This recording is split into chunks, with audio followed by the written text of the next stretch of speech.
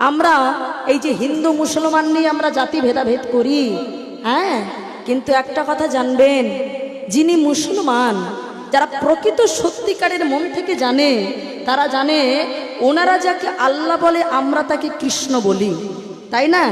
পার্থক্যটা কেবল আমরাই করেছি, ভেদাভেদ তারা কিন্তু করেনি বাবা। আজকে কত সুন্দর করে দেখুন সেই ভগবানের খেলা নিয়ে কত সুন্দর করে বর্ণনা দিয়েছেন। দেখুন এই যেমন আমরা হরিনাম করি সকাল সন্ধে, আর ওরা কি করে মায়েরা? সকাল সন্ধে ওরাও একটা কাজ করে, কি বলুন তো? নামাজ পড়ে, তাই তো? নামাজ কথাটাকে ভালো করে বারবার বলুন, নাম আজ, নামাজ, নামাজ, নাম আজ। দেখবেন যখন নামাজের সময় হয় ওরা দেখবেন কি করে বলুন তো মা? ওই মসজিদে যাওয়ার আর সময় হয় না, পথে ঘাটে যেখানেই বাবা নামাজের সময় হয়ে যায় সেখানে বসেই তারা নামাজ শুরু করে দেয়। কেন? বলে বাবা মসজিদ পর্যন্ত যেতে গিয়ে যদি আর সময় না পাই, হ্যাঁ, সেই জন্য এখনো যখন সময় হয়ে গেছে একবার ভালো করে তাকে ডেকে নি। তা ঠিক তেমন মায়েরা, এই যে আমার বাবা মায়েরা বসে আছেন বাবা, ভাবছি কি আজকেও এখানে কীর্তন হবে, কালকেও হবে, তো আজকে শুনবো না, আমরা কাল শুনবো। ও মায়েরা, আচ্ছা কাল দিন যদি আমাদের জীবনে আর না আসে, কি বলেন না? কোনো গ্যারান্টি আছে বাবা? নিঃশ্বাসের নেই কোনো বিশ্বাস।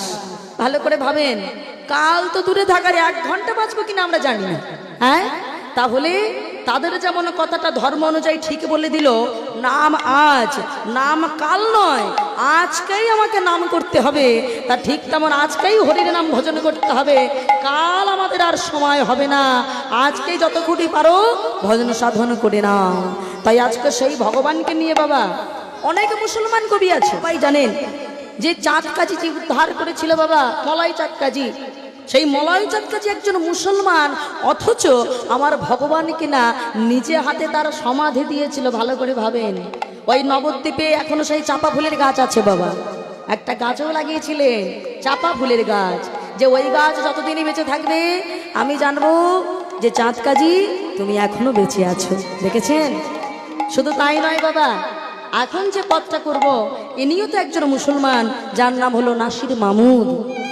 আর মনে করে দেখুন কাজী নজরুল ইসলাম, তিনিও একজন মুসলমান, কিন্তু তিনি কত সুন্দর সুন্দর গান করে গেছেন, হে গোবিন্দ রাখো চরণে, কত ধরনের সুন্দর সুন্দর গান করে গেছেন তিনি বাবা।